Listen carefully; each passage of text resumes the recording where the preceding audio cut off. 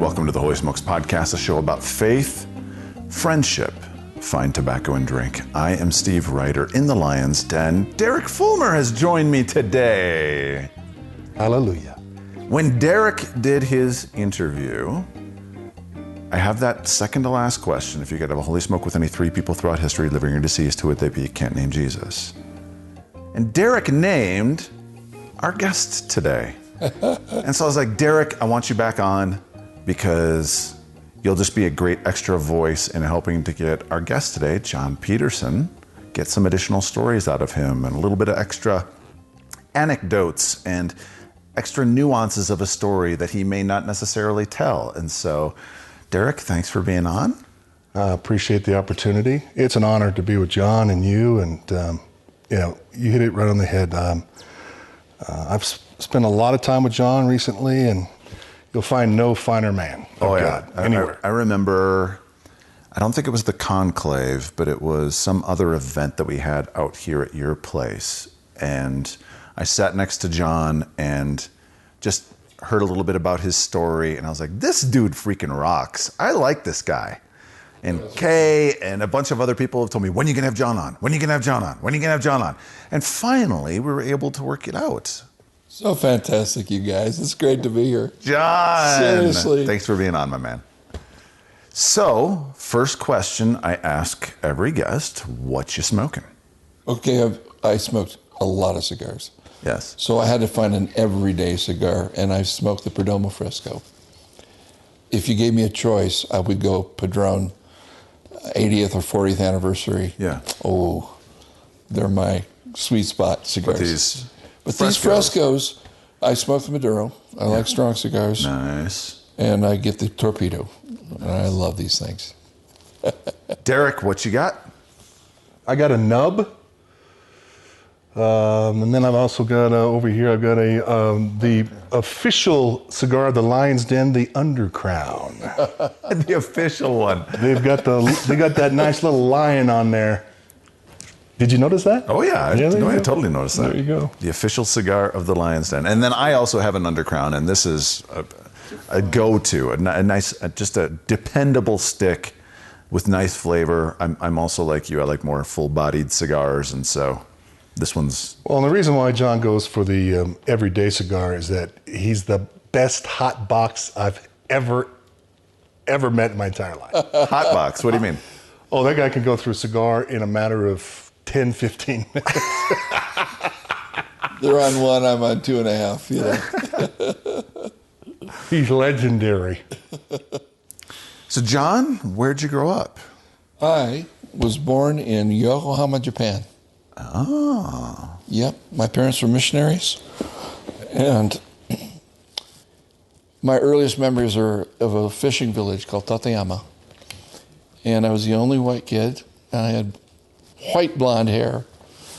And so I was kind of a novelty. And this was only 6 years after the war ended. Oh, wow. So Japan was still reeling from the war. Mm-hmm. Tokyo was 11% standing in 1952 when I was born. But we were south of that on a peninsula at a little village at the end where everything was about fishing. We used to choose our dinner out of the fishing nets, go home, cook it, you know. But they would always feel my hair and want to touch it, see if it was real, you know.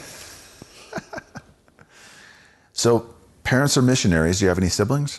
I don't. I'm your only child. They went for quality. That's what my dad used to say. No, in fact, it's very interesting because my parents were told they couldn't have kids. Oh, wow. And when they made the decision, my dad got a call to Japan while he was fighting the Japanese in Papua New Guinea. Yeah. And a light came out of the sky when he was on guard one night. Literally a light. And of course, if a light hits you in a war zone, you hit the deck. Yeah, totally. So the snipers don't get you. Yeah. Happened to him 3 nights in a row. Nobody else saw the light. What? Nobody else saw the light. What? And so he was a little Baptist guy. So he knew enough to say, "Speak, Lord, for thy servant heareth." He pulled the Samuel thing out of the scriptures. And that was it. And he said, I just knew that when the war was over, I had to go to Japan and be a missionary to these really cool people. So your dad grew up in My dad was the an faith? Iowa corn-fed dude. Yeah. Beautiful man. Those were wild years. I mean, the animosity was so strong Towards Americans? but Really? you don't show it in Japan. You know, you keep face. Yeah, totally. But it was pretty strong. A lot of... What was that like for them, being in that kind of a culture after the war, after, you know, this in this honor system where you've been humiliated? Yeah. And then and they internally despise Americans. They do. They're required to engage you and be kind and show hospitality. Under it, it was very, very difficult for them. And my parents were amazing. They learned the language. My mom was so fluent she could read and write it and read the newspaper, and that won their hearts. I mean, really? Yeah, it really did. That we would come low and get into their world without pushing anything. My dad became really well known in Japan with the Japanese community as a safe gaijin, a safe foreigner. Yeah. And they were fantastic people. So did you spend all of your growing up years there in Japan? I did, 18 years. We moved from Tateyama up to Tokyo. My parents became dorm parents for our missions dormitory for boys and girls. We had a school of about, in those days, 300-400 missionary kids that came from all over the country. But my deal was unique because I lived in the dorm. My parents were the dorm parents. All the other kids could go home. I never had a home to go to. Yeah. And so it was a little odd because they felt like they couldn't let me live with them. I had to live with the kids. So for 12 years, from 6 years old to 18, I lived with, that's a long story, but I was pretty conflicted about who's my family then. Really? How so? How so? Well, think about it. Yeah. You're one of a bunch, 24 kids, and you're not allowed to be living with your own parents, and you only get them when all the kids go home on vacations. And so I developed an idea that I was a number, that I was just in a crowd. There was nothing special about me. It got reinforced back in those early years in Tateyama as well. So I was abducted twice. I was molested twice by a Shinto priest and a sailor, a Japanese sailor. Soon after the Shinto priest abducted me, my dad finally got me back. I started having nightmares. They sent a priest to our home to cleanse the home, which did exactly the opposite. It just laid the home full of demonic stuff. And my parents, being who they were, good Baptist kids, knew nothing of the spirit world, the demonic world.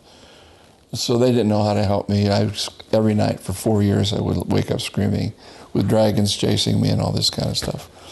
So the message was, you're not safe, you're kind of alone. The priest that came in, was he a Catholic priest? He was a Shinto priest. Oh my God. So Shinto's the indigenous religion of Japan. Yeah. Came with them from the mainland 2,000 years ago. And highly demonic stuff. And so I carried that thing, got to the school where I was in the dormitory, and had an encounter with a friend, and I were on a mound of glass. They had a glass refuse. It was so fun because all the pieces were beautiful and glittery, and we would create little mosaics out of glass. We're picking glass up one day, and a guy just showed up. I mean, we could see for a kilometer around. There was nobody. And when we looked up, there was a man standing in front of us. And he just held a pornographic picture of a man and woman copulating. And he just put it in our face and said, "This is the essence of life." And then we were so shocked, we looked at each other, and I wanted to run. I was frozen. When I turned around, the guy wasn't there. There was nobody as far as the eye could see. What? Yeah. So it's like in my early years, I was being introduced to, if you will, the unseen dark side of life. It ended up, I got so confused personally that it ended up with a manic depression. And I carried it till I was about 32 years old. And then the beautiful journey of the redemption of the Lord through those years to start winning my heart over. I became really angry. Really angry at the Missionary Society. I just felt they were phonies. I developed a real judgment in my heart, not realizing they were doing their best and they were beautiful people. And really the way that they approached Japan was pretty untenable. It was not an approach. They were importing Western cultural American Christianity or European Christianity into a culture that was profoundly supernaturalistic without the understanding of the power of the Holy Spirit. Yeah. So those were churny days. I got in trouble. I was a rascal. The word for rascal in Japanese is itazura. So I always call me itazura boya. You're a rascally kid. My dad used to say to me all the time, my dad loved me. There was never a question about that. But he was a conformist, and the Lord's birthed me a little bit as a nonconformist. That's why I like you. I can't take. That's why I like you. I can't accept something because that's just the way it is, you know. Yeah. So he would say, if everyone went left, you would go right. And he didn't mean it as a compliment. I wasn't towing the line. Yeah. Many years later, when I was coming out of my depression and understanding the Father's love and the power of the Spirit, I heard the Holy Spirit say to me one day, if everyone was going left, you would go right. And I made you that way. It's like it redeemed. Oh. So my dad had it right, but he had the wrong spirit of it, you know. Yeah.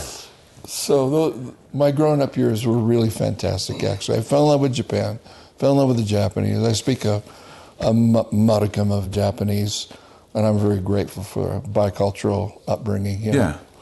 So growing up in that dorm, kind of separated from your parents, I can only imagine that. At what age were you molested? What ages? I was 5, 4 and 5. 4 and 5. I was really young. Really young. A little, yeah. Mm-hmm. Oh my goodness. And were those nightmares still there when you were in the dorm? Probably till I was 8 or 9 years old. Okay. Yeah. A little less frequent, but nonetheless, they would sneak back around, try to get me. And the message is, you know, you're not safe. Yeah. And nobody understands. And the underlying message of my life in those days for a number of years was you're alone. You'll always be alone. And if you disappeared, no one would notice. So the Lord had to go to work on my identity and my perception of who I was. It took a lot of years. But I'm exceedingly grateful to the redemption of God. Yeah. So what'd you do once you were 18? So at 17, if I can back up a year, I had a major encounter with the Lord. It was my first one. Yeah, it was like I didn't get the missionary framework. I didn't get the religious context. Everything was very rules-based, you know, shape up or ship out kind of a I get it. toe the line thing. Been there. And I just thought, that can't be right. This intuitively, I just knew that God was bigger than that, but I couldn't relate to it. So I was in trouble. I was getting involved deeply into pornography and running off and doing nasty stuff. And man, I went to this camp. My mom made me go to this camp called High School Born Againers. I mean, how weird is that? In Japan? Yeah, IBA camp. And they had a really big ministry in Japan. And they're all guys from the East Coast of the United States. And I was not happy to be going. So my buddies and I decided we're going to have fun. We're just going to make the most of it. It was on the Japan coast. And your buddies, were they, they were Americans? Were they Japanese? They were mostly Americans, and I had... So the school is mostly American, Canadian, or a Western European. Yeah. So English-speaking, but, you know, people from all over the world. New Zealand, Aussies were there. Yeah. And we decided, 8 of us, we're all in the same cabin. And we decided we're going to buy as many fireworks as we can. You know, the Chinese rockets, things, the things that just go... And we were going to stick them under the cabin, the girls' cabins. And at the opportune moment, we're going to blast the you-know-what out of those cabins. And the night of our foray under the cabin to lay these things, we had to go to this meeting. And of all people, the shop teacher, my shop teacher at school, was the speaker. And he was a great shop teacher. I had no idea that he could, knew anything about anything else. And there he was, pontificating about Jesus and the gospel. And you got to get your heart right with God. All this stuff I'd heard all my life. Never made an impact on me whatsoever. And all of a sudden, it was weird. We're sitting around the campfire. It's night. We got all these people, guys and gals sitting around, and I got conviction for the first time in my life. It's like, and it felt really uncomfortable. I was like, oh my gosh, this actually makes sense. Yeah. So we went back to the cabin afterwards, getting ready to do our firecracker thing. Yeah. And it was really quiet. You could tell that everyone had something had happened. Meanwhile, a storm blew in. I mean, it was one of those bone-rattling, simultaneous, thunder and lightning storms on the Japan coast. Rain, I mean, it was torrential monsoon-type rains. And that little cabin was about ready to blow away. It's normal in certain times of year? June, yeah. Okay. June, July, you get the typhoon season. Yeah. But this was radically strong. And it was so, and all of a sudden, when the guys started talking about what had just happened, by the end of the night, early morning, we never slept. We stayed up all night and talked, and we all came to the Lord together, all 8 of us, dedicated our lives to Jesus, and decided to go back to the school and make a difference in the school. We started morning prayer meetings every morning of the week. We led elementary kids to the Lord. I was a junior in high school at that point. No, I just entered my senior year. We led junior hires to the Lord. We had teachers getting renewed in the Spirit. It was absolutely amazing, and it captivated my imagination. Really? That if you can turn your life to Jesus fully, sacrifice, lay it all down. I had to get right with my parents. I had to get right with the missionary community. That took some years, but that was the start of it. That was the beginning of my journey of reconciliation.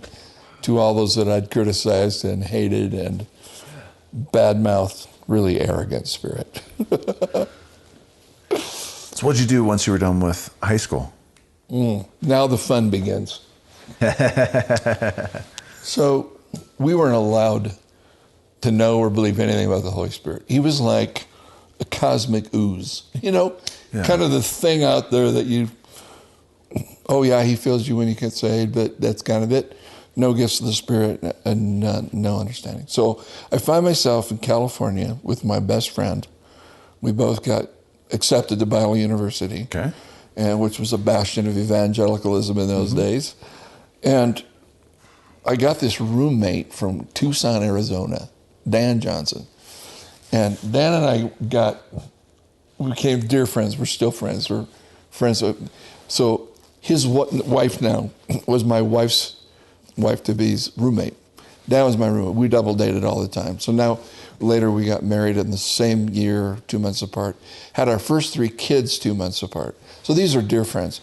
So he comes running into my dorm room one day and he says, "What are you doing in your tuxedo?" I was a music major and I had to go to all these concerts and wear tuxedos. And my wife and I met in the music department. Yeah. Mindy, her name's Mindy. And I had my cummerbund going and my bow tie and the whole bit. And he said, "What on earth are you doing?" And I said, "Dude, I've got to go to these concerts, as boring as some of them are. Some are fantastic." Yeah. And he said, no, we're going to church tonight. I said, "What are you going to church?" Well, backing up a few months, we got hungry for Jesus. And we couldn't figure out why we were so hungry. And we weren't allowed to talk about the Holy Spirit at Biola. That was a no-no. That is no longer the case. Yeah. But in those days, this was 1970, there's no way you could talk about it. And we found out about D.L. Moody's encounter with the Holy Spirit and R.A. Torrey, who was one of the founders of Biola. And so we found his books in the library, and we were starting to read them. Well, they confiscated the books when they found out that we liked those books and they were making the rounds. They confiscated their founders' books because it was about the Holy Spirit. It was hilarious. So while we're searching all this out, we have this guy named Owen Chamberlain. I'll never forget Owen. He is he was a Kiwi. His dad owned an island off of the New Zealand main islands, and all they had were sheep. So the guy was a shepherd. That's all he did. Well, this guy stood out because he had such a deep spirituality, such a love for Jesus. And we'd had some conversations. He walks into our room one night and has a little sheet of paper, and it's got 5 scriptures on it. And he says, "You guys need to read these scriptures, and I'll come back in a week and see what the Lord shows you." And it was scriptures like, "For you died and your life is hid with Christ in God. You're now seated at the right hand of the Father, far above all power and principality. that all authority has been given to Christ in heaven and earth, and when he was receiving the authority, he sent his Spirit to empower us with, the Acts 1, verse 8, and all those common scriptures. And we went nuclear. It's like something happened with those scriptures. It went into us, and we started coming alive. And a lot of questions. So he comes back, he says, what do you think? He said, guys, it's so simple. You need the Holy Spirit. You need the power of God. You know the Bible, but you don't know the power of God. A, to transform your life, and 2, for witness. Yeah. Fast forward, now I'm in my cummerbund and my bow tie, and he runs in and he says, all the stuff we've been talking about, I think we're supposed to go to church tonight. Something's going to happen. They have a thing called an afterglow. I said, what on earth is an afterglow? It was so non-Baptist, So we'd been going to this church called Calvary Chapel, Costa Mesa. It was the mothership of the Jesus movement. Yep. So I find myself... Church. So when we got there, they were meeting in an old adobe kind of a building, and there were only about 500 or 600 people in the church. I left 4 years ago, there were 25. 4 years later, there were 25,000. So there was like a move of the Lord, and they met every night of the week. And finally, they moved to the tent. Sat 4,000 people in this tent. And the guys would be outside waiting for the service to start in the lotus position, Bibles in their laps with weed in their hands. They were token away while they had their Bibles in their laps.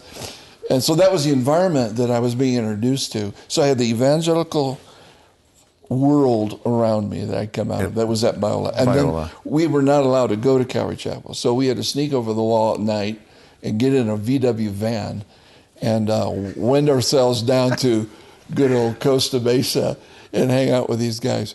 So I called Mindy and I said, I'm really sorry, but I think I'm supposed to go to church tonight. She was really mad. What? You're supposed to go? It's part of your requirements. So we went, got there, and I remember Chuck was speaking about how God uses pressure to get to your heart and reveal himself, and simple stuff. But it was hitting me really hard because he'd been revealing my heart. I was getting hungrier and hungrier, and I couldn't get it satisfied. Well, at the end, he says, come on up, we're going to have an afterglow, and if you would like to receive the Holy Spirit. Well, this is all new to me. So I was scared spitless. So I said to the Lord, here's the deal.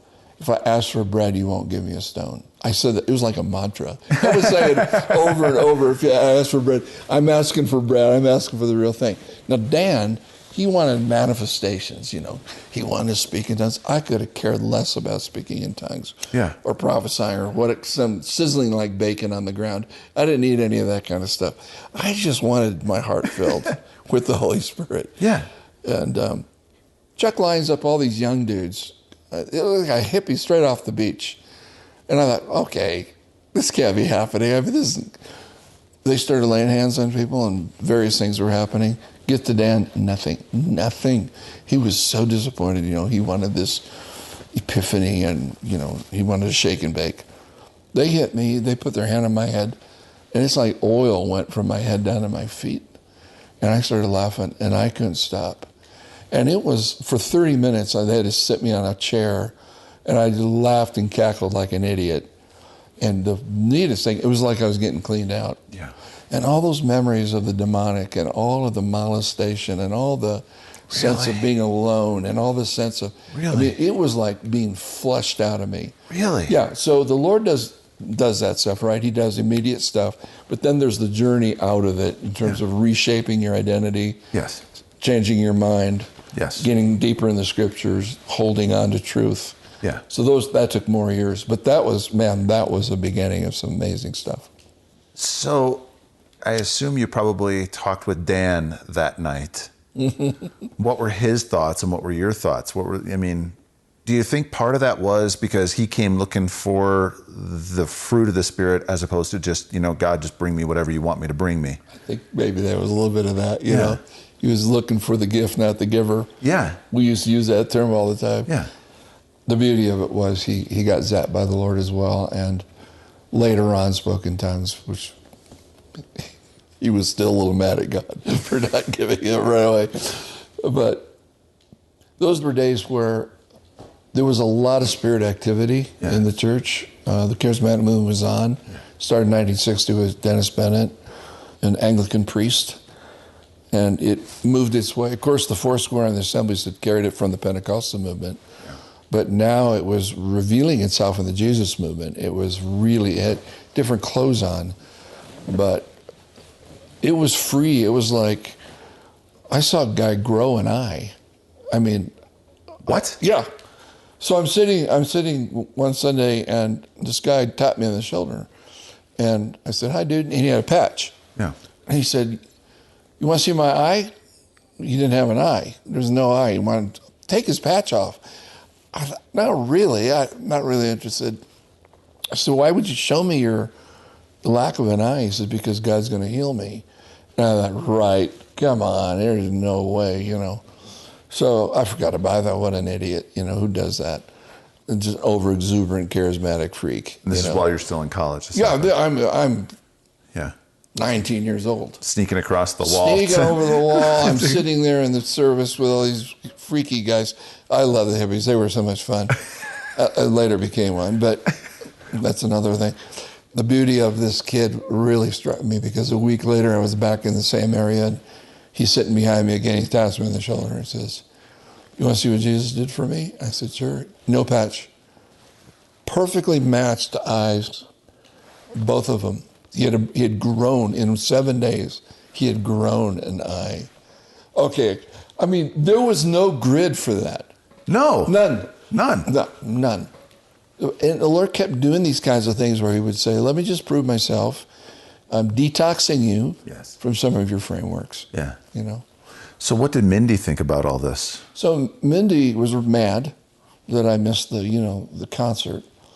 And then she saw what started happening to Dan and I, and she and Taffy, her roommate, went with us the next week, and they got nailed. Really? Yeah, it was really cool. And what kind of? So Minnie's a little Baptist girl as well. I was just about to ask. Yeah, what kind of dad- environment did she grow up? So some people know her grandparents really well. It was Roy Rogers and Dale Evans.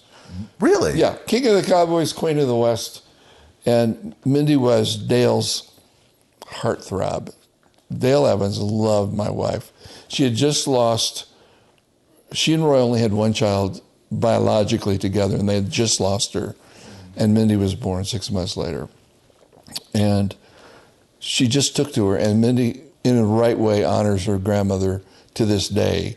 She sounds like her. She sings like her. Really? Oh, it's unbelievable.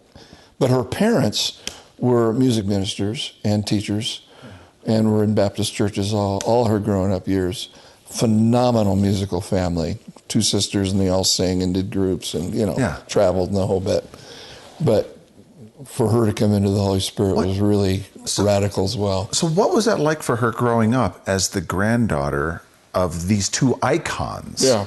I mean, really, when you think of American icons, I mean, I remember being a kid watching Roy Rogers and Dale Evans and Gene Autry and all of those just old black and white Westerns. And Saturday morning show with Roy and Dale. Well, obviously impacted her immensely. Yeah. And it was a funny story, but I didn't know who they were, because I grew up in Japan. I had no clue who these people were. So I had guys come to me, "You're dating Mindy Fox?" I said, "Yeah." And Jimi Hendrix song Foxy Lady had just come out, right? Yeah. So she was my Foxy Lady. So I said, "Yeah, I don't have a clue who the guy is." So I called my mom. I said, "I'm dating this girl, and she claims to be related to some guy named Roy Rogers and a lady named Dale Evans." And my mom, of course, knew exactly who they were. Yeah. She'd grown up here in the States, a Boston girl. And she said, "Oh, you forget so quickly." I said, "What are you talking about?" She said, "When we lived in downtown Tokyo, we had a missionary barrel come in. And in the missionary barrel is a bedspread. And I put it on your bed. Do you remember the horse and the cowboy on it rearing up, and he's got his gun up in the air and all this kind of stuff?" She said, "It said Roy Rogers, King of the West, on the bedspread. So you had Roy's bedspread over you for, a couple of years." I said, "Oh, it's my prophetic bedspread." Later got married and went to bed with this woman who was the granddaughter of Roy Rogers. It was very fortuitous. I told Roy and Dale that story, and they about lost it. They laughed their heads off. So she would drag me up to Apple Valley where they had a ranch. Yeah. On weekends, we'd go up there and hang out with her and Dale, became very close. What were they like? They were at our wedding. Yeah. They were the most genuine, real people you ever meet. He was a little slow in coming to the Lord. She got led to the Lord by my father-in-law, Minnie's dad, Tom. Yeah. Led her to the Lord. She was on her 4th marriage, and it was a disaster. And he was raised with his grandmother in Uvalde, Texas. She went through so much trouble that it began to open her heart to Jesus. And Tom walked in and led her to the Lord. When she met Roy, he was kind of nominal, but she was so on fire for Jesus, and she wouldn't take crap from anybody. Really? No, the industry, nobody. They were going to sing, "Mine eyes have seen the glory of the God of the Lord," at a big thing in Seattle. When it gets to the thing about Christ and Jesus, the producers in New York called Seattle and said, "Don't you dare put that song on. We cannot have anything about Christ and the cross and the, triumphal Jesus." So she just looked at him and said, basically, "Screw you." Yeah. And off she went, and she never got invited back to that network ever again. And she said, "What an honor to be rejected by these bums." She said, she was a pistol. Years later, Benny and I moved to Holland, lived in Amsterdam, lived in the red light district. She beat us there. She received us at the airport and walked the streets with us with our director, Floyd McClung. She was total ally. She was one of our greatest fans. It was really cool. And her parents weren't sure. Minnie's parents were like, "What on earth? You're going to go where and be with prostitutes and drug addicts and pimps and all?" But yeah, she thought, "Yeah, this is fantastic. This is what you should be doing." Pretty cool stuff. So, college, at what point did you guys get married? My senior year, right as I was starting it, we got married. She had just graduated and was teaching a little Christian school. Yeah. Climbing over the wall, going to Calvary Chapel. And we were called out in classes at Viola. We were told, you're going to that aberrant theological church. Aberrant theology. I had to look it up, figure out what aberrant was. It was a really fun year. So our friends got married the same year. So we got apartments over and under each other. Yeah. In Fullerton, California. Yeah. Right? And we would drive off on weekends and go up in the mountains. It was just a fun first year of marriage. Yeah. And we got a call from some guys. Mindy had done mission outreach as a high school kid to a really cool ranch in northern New Mexico where they had 800 Native American kids. And it was a horse ranch. And they invited us to come in and become the dean of counselors, whatever that is. And that was kind of our first entry into doing something together. That was in 1974. And our first daughter was born during that time. Nice. A wild season. So, where'd you guys go then? Well, after we got kicked out. Kicked out? Yeah, I got kicked out of 4 ministries in 3 years. So that was the first one. The ranch, I'm milking the cow one morning, and the ranch director comes and says, "We understand that you've been hanging out with charismatics, and because of it, you have to renounce it. Renounce it." What? The director of the mission organization came out from Flagstaff, Arizona, and he had papers with him. And he said, "Just need you to sign here saying that you won't fraternize with people who believe in the Holy Spirit. And we love you. You guys have been amazing. We love what you do." Don't mind the fruit. Yeah, it's just, it doesn't matter. No. It's all about belief systems. And so we were booted. And I'd had such a major encounter of the Lord during that year. I struggled with a speech impediment. Yeah. I was not able to speak in front of people. Literally, nothing would come out. I'd break out in hives. I'd stutter. And so my speech teacher in high school thought, "Let's try you in drama, see how you do." I was fine. Lead guy in the plays. Because you were acting as opposed to just not being your... That wasn't me. As opposed to being you. Isn't that weird? Giving a speech. Yeah. That is very weird. It's very weird. But I felt called to the Word. I was studying it. I was writing out sermons. Yeah. And the only ones that would listen to me were the cactus in the high desert of New Mexico. So I'd ride my horse into the desert and preach at the cactus, And my wife said, this is not good. We need a breakthrough here Yeah. because you're supposed to be teaching the counselors every week. So she had the audacity to say to me, the full gospel businessmen are having a meeting in town. You need to go down there. So I said, I don't like those guys. They're too weird. It's the old chandelier hanging thing. So I came late, sat in the back, hid behind a really rotund individual so that nobody could see me. And about 300 people in the room. And lo and behold, the guy's preaching away. He was a converted Jew, phenomenal teacher. And he was talking about Jesus in the Old Testament. Yeah. So it was hitting all my teacher buttons, And he stops, looks around, he's just like sniffing. He's doing this. And I thought, oh, dear God, what on earth? Did somebody cut one up there? Yeah, exactly. What's he smelling? And he said, I think there's a guy in the back kind of hiding in the back. And I can see your red shirt. A strategic mistake. Wear a red shirt, right? So I can see you back there. He says, you need to step out and come on up. The minute I stood up, he said, open your mouth wide and I will fill it. Now therefore go and I will be with your mouth and teach you what you shall say.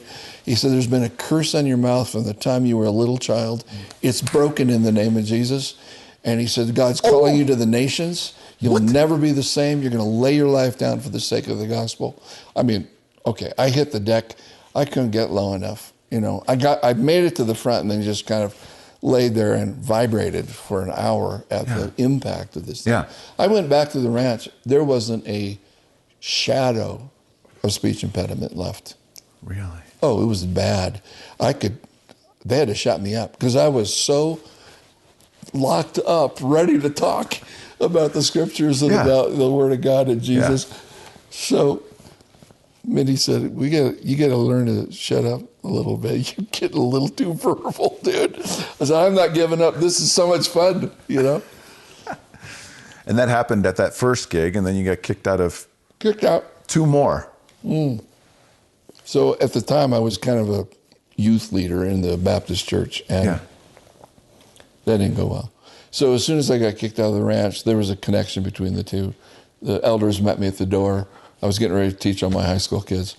And they said, we understand that you've been fraternizing with charismatics, and that the ranch just kicked you out. And I said, this is true. And they said, well, you're not allowed to teach our kids anymore. It's all over. So that was number 2. Moved to California. Mindy's parents' church invited us to be the college pastors. So the first thing I said was, I've been kicked out, right? And they said, yeah, we know you've been kicked out. I said, well, okay, as long as you know. And this is why. So it went really well. And I was there for part of a year and got to Ephesians 5:17, speaking to one another, Psalms and spiritual. Be filled with the Spirit. Speaking to each other, Psalms and Spirit. That whole thing. And be filled with the Spirit and all this kind of stuff. It was just in Ephesians. It was just part of the text. So I went to the associate pastor and said, this is something that I'm coming to. And I just need to know, I'm not going to go charismatic on it. It's just the scripture. We all get the Holy Spirit. He said, that's fine. I agree with you completely. I did my thing. A guy ratted on me, went to the pastor and said, John's pushing charismatic stuff. So I found myself in his office Monday morning, and he said, what have you done? I said, I don't think I did anything. He said, well, I heard you've been expounding charismatic theology. I said, I don't think so. You believe in being filled with the Spirit, don't you? Don't we all? Yeah. That's part of our birthright. Oh, yeah. And he said, but that you went way past that. I said, well, call in Associate Pastor Bill. He talked to me beforehand and he approved. I showed him my notes and everything. So he calls him in and the guy says, I never talked to you, John. We've never conversed. And how could you do this to these college kids? What? So I was booted. And then a friend of mine called, one of the guys that had been at Calvary Chapel with me. He was now in San Jose with his brother. Yeah. They wanted to plant a new church. Yeah. Asked me if I'd help them plant it. Long story short, it was gangbusters. We were exploding. I mean, it was growing all over the place. Yeah. I was doing some teaching and doing a lot of pastoring. What year's this? This is 1975, 6. Okay. And I was painting for a trade. The Lord gave me that early on when I first got married. I'm painting, I'm preaching, And my buddy was really an anointed teacher. And he was doing a whole series on the Holy Spirit. A bunch of hippies up in Southern Oregon got a hold of it, his tapes, cassette tapes, right? Remember those days? Back in the day. And they invited him up. Eventually, he moved up there and started the Applegate Fellowship, which is still going today. It's just massive. Yeah. And this little valley of hippies. Yeah. So he says, you need to be the associate pastor now. So about 9 months into it, the other guy was his brother. So his brother comes to me after 9 months and says, I've discerned that you have no measurable spiritual gifts. I said, wait a minute. Zero? Nada? Nix? Nothing? He said, nothing. I've not seen one flicker of a spiritual gift in you. Not the teaching, and nothing. He said, I think you need to go back and you need to paint houses. Okay. So I got in my car and I just unloaded on the Lord. I said, how can you do this? I'm so anointed. How could you do this to me? This is the fourth one now in 3 years. How could you do this?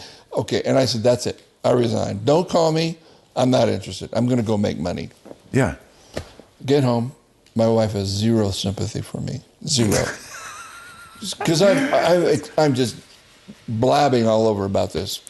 Slamming her with all this. In this self-pity, self-righteous. She takes her finger and pokes me in the chest, and I fell into the chair like this one, big old thing.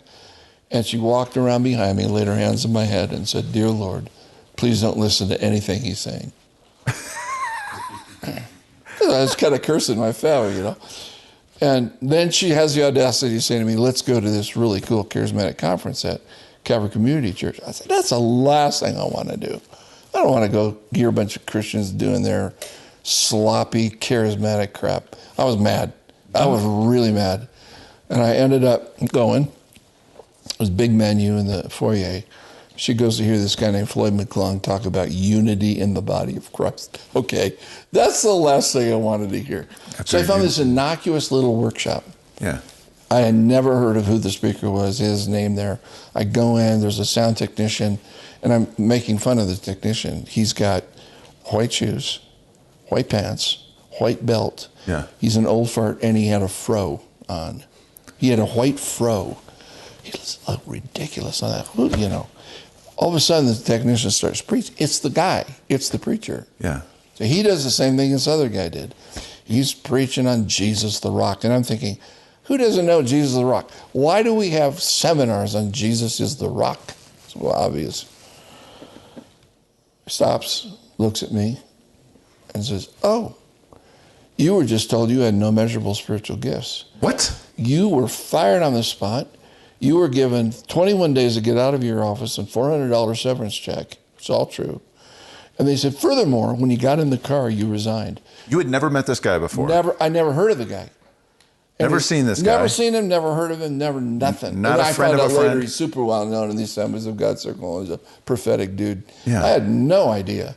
Yeah. And so he says, furthermore, when you resigned, you need to know your resignation is denied.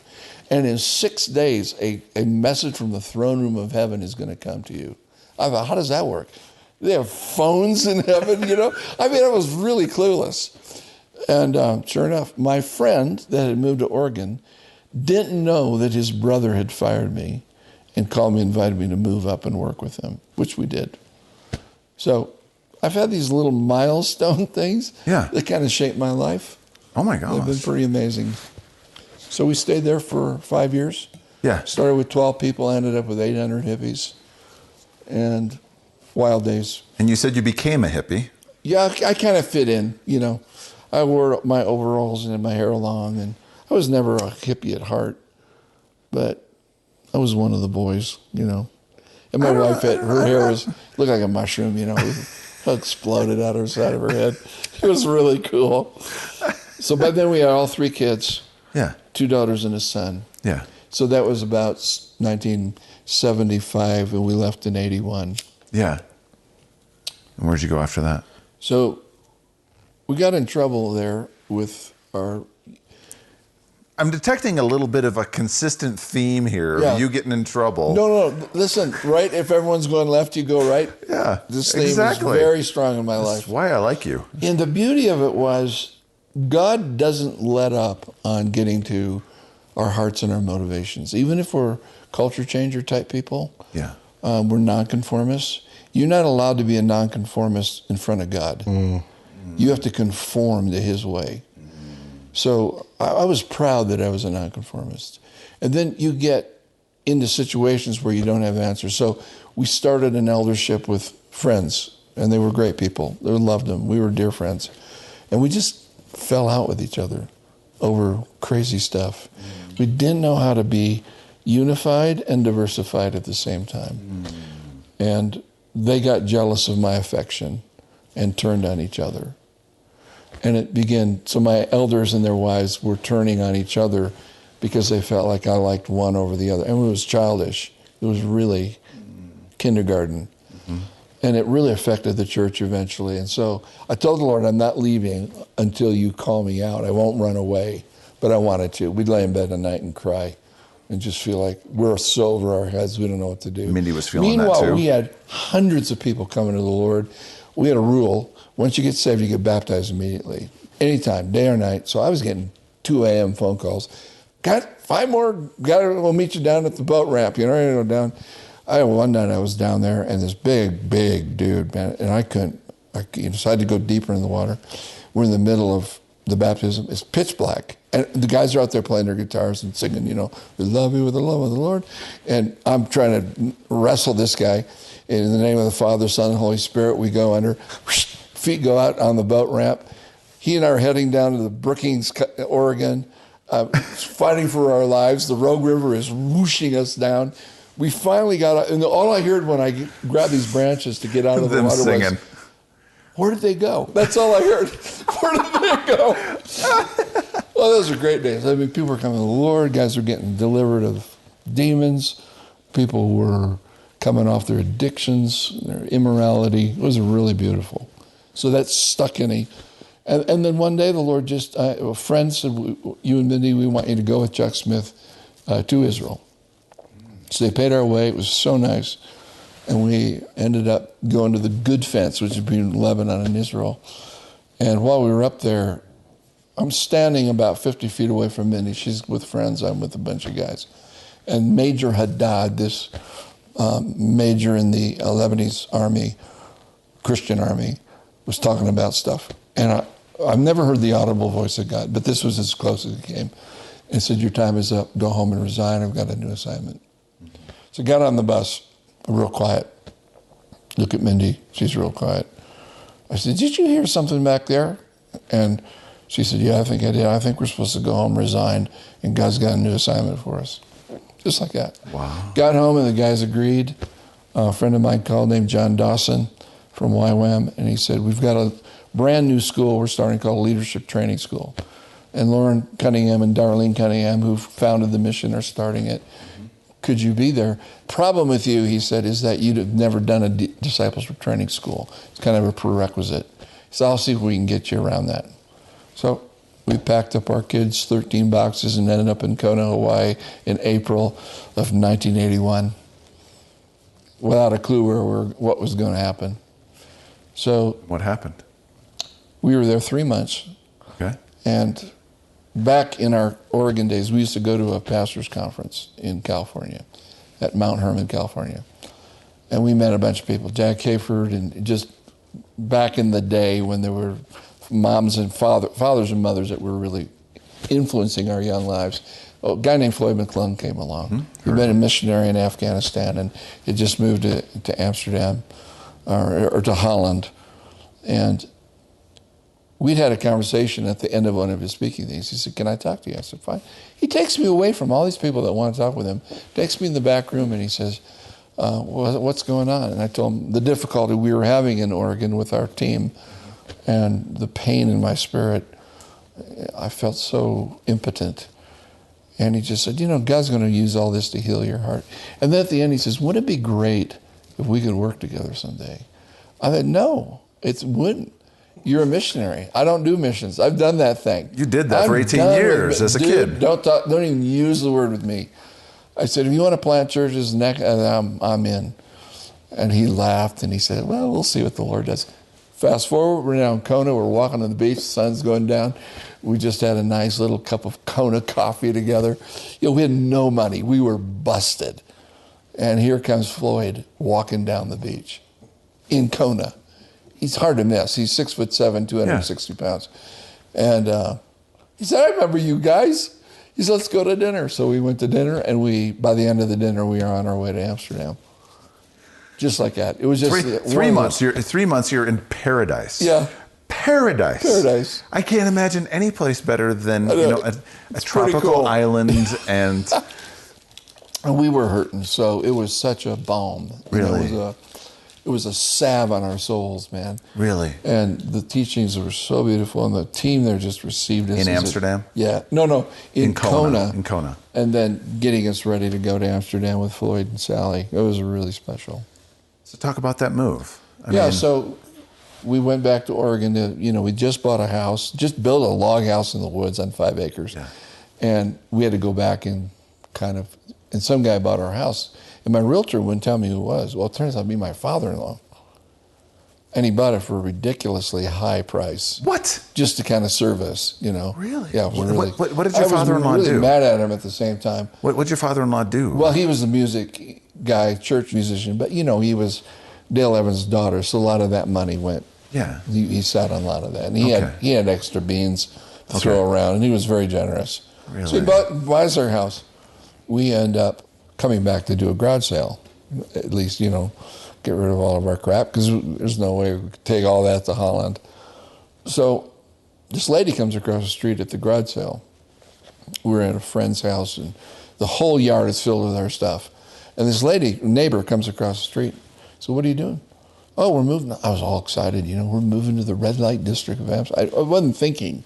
I'm talking to a rural southern Oregon lady, and I'm talking about this, quote, wicked place. And she didn't say anything. She went back. About 5 o'clock at night, we were just packing everything up. She comes strutting over like a chicken. And she says, what the hell do you think you're doing? I said, well, I'm serving God. I didn't know what else to say. It didn't sound very good. And she said, you're going to leave the security of America, your pension. I thought, what pension? There's no pensions going on here. Yeah. You're going to inflict these 3 children with this horrible culture. And she said, you're a total stone idiot. I said, well, yeah, maybe so. She walked away, and it's like, I felt the glory of the Lord. It was like, what an opportunity to be a stone idiot for Jesus. What else do I want to do anyway, Yeah. So we left, we got there. Dale Evans met us there. Yeah. And the team just totally received us. And it took me about 2 years to get over the pain of, quote, failure back in Holland. Oregon. In Oregon, sorry, Yeah. And Floyd would sit in the car with me, and he would just let me fumigate. Just let me go. And I said, why don't preach at me or do something or get mad or something? He said, we don't need to do that. We're just going to let the Lord walk you through. And I'm in a meeting with 300 YWAMers, and he's preaching on unity in the body of Christ. It was kind of his life message. I couldn't get him away from it, Yeah. And I'm hurting. So I'm in the back hiding behind a post this time. And he finishes, says, let's minister to each other. Wow, that's the last thing you want when you're bummed, is to get ministered to. He comes walking down all the way past everybody. I'm in a row. I've got 10 people on my left, 10 people on my right in this long row. He's huge.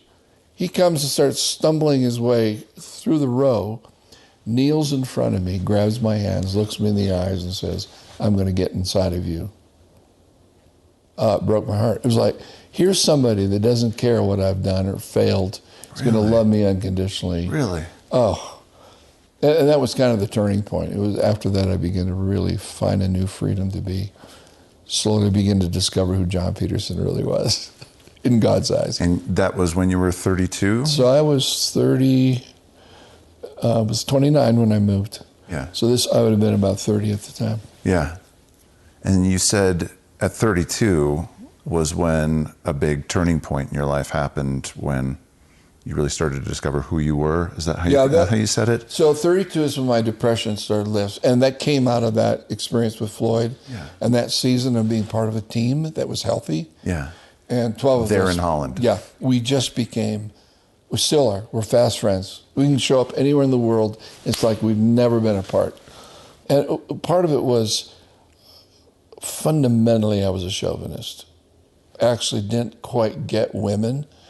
I didn't understand where they fit in ministry. I had a real strong women shouldn't be pastors and teachers. And, it was bad. Yeah. I was in bad shape. Some of it came through the female models in my life that were very unhealthy. General. They were like generals. They were in charge, and they dominated the men around them. And I took offense, and I had to really get healed with my mom. Mom and I had a real long-term journey to reconcile. It was really beautiful, and it really did happen. Lord surrounded me in Amsterdam with 4 ladies that were hyper gifted, hyper strong, and became my best friends. I liked them more than I liked the guys. And they were all married, and it was all healthy. Oh, except one. And it was all healthy. And we did a lot of ministry together. We did work together. We prayed together. We sought God together. We studied the scriptures together. Our whole team did, 12 of us. But it was real blended. Nationality-wise as well as, gender-wise. Yeah. So from 81 to 1990, Floyd was leading the work, and then he asked me to take it, and he moved to South Africa. Oh, he moved to the United States, sorry. He went to South Africa later.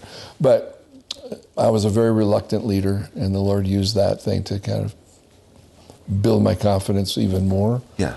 Coming into my sonship in Christ and knowing, really solidify my identity came a bit later. But that was all leading up to that in those days. So how long were you in Holland? We were there until 94, and we had to leave because of my son, who had educational issues, and you're not allowed to homeschool in Holland. So we had done the public school. My girls did really well in public school. He had a much harder time. We did Christian school. That didn't work for him. He wanted to go to a boarding school in the Black Forest Academy in Germany. We sent him there. He lasted 3 months. We had nowhere to go. We had to go back to the States. So I was living the dream. We had 357 missionaries on staff. We were in 19 nations. We had just planted a church with ex-prostitutes, 40 of them, all Spanish-speaking, which has now become the largest Spanish-speaking church network in Europe, in Northern Europe, non-Spanish Europe. Yeah. We started a punk church. All these punks were coming to Jesus. Oh, epic. Yeah, we were planting churches. We were planting churches in Siberia, 5 cities over 1 million, or 7 cities over 1 million people. Yeah. And we had sent a band in called No Longer Music. That's the name of the band, NLM, No Longer Music. And they would go, and then we'd follow with a church plant team, and we'd keep a team in Siberia through, the winters and the whole bit. Yeah. So we were doing all this stuff, and within 3 weeks, I was gone. And I found myself in Lancaster, California, in a really bad apartment complex, in a really dirty hot tub, listening to Dodger games with my son, who is totally confused at what happened. He is hurting. He was torn away from his friends. He's in a place he's never been. He's not an American. He didn't know anything about America other than Disneyland and Grandma and Grandpa. That was it. So it was like starting over again. So that began a whole new journey. We'll get to that in a second. I want to go back to Holland. Yeah. How did that ministry and that time there shape who you are now? Like, I can only imagine really the stories, the people that impacted you, and the transformations that happened. I'm all about city transformation. And one of the reasons is I saw what God could do in a wicked city like Amsterdam. I got it. It's like, oh, God loves the mud puddles. He loves them. He loves mud puddle people. There's not a person there who knew anything about the Lord, and they were coming to the Lord eventually, left, right, and center. Yeah.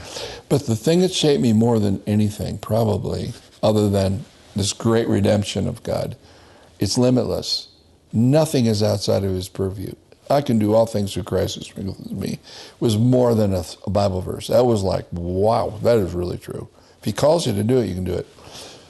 It was the team. It was the guys that I worked with that we learned to love each other from the heart. Yeah. Live in abject openness. I mean, if we were struggling in our thought life, struggling in our marriage, struggling in whatever, financially, we were all under financial stress. We would just walk it through together. There's nothing you can say. There's nothing off limits was just dedication to each other, out of which I think was the fruit of all this other stuff. I'm not sure what would happen if we'd been transactional. We'll do this to do this, you know. No, we do this because we're called to each other. Mm-hmm. And the second ingredient in is that learning to hear God's voice, is not making any decision without agreeing together in the Spirit. And that's an art form. Ooh. That's an art form. And we learned it in such a powerful way that it was starting to affect it affected my entire life. Yeah.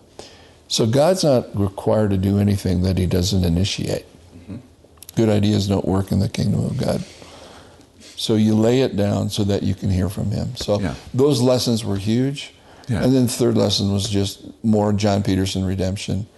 I'm the worst guy he could find, so that through me, he can put me not on a pedestal, but he can raise me up in order to say, if I can get that idiot, I can get anybody.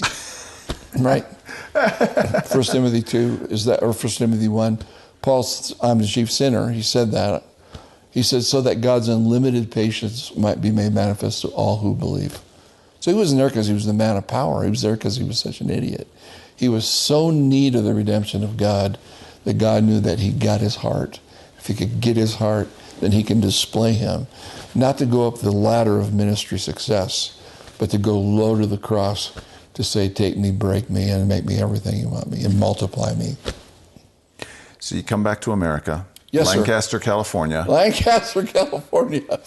Oh, my gosh. Why there? It was called the Armpit of California. So one of our staff guys was from there, and he had moved back. Amsterdam staff guys had moved back to Lancaster, and the Vineyard Church there invited us to come and just kind of dry out. I went back to painting, and I was mad. I was blowing paint all over walls, yelling at God and saying, this is so unfair. And, you know, he didn't realize what a cool guy I was, and here I am in a desert, for Pete's sake.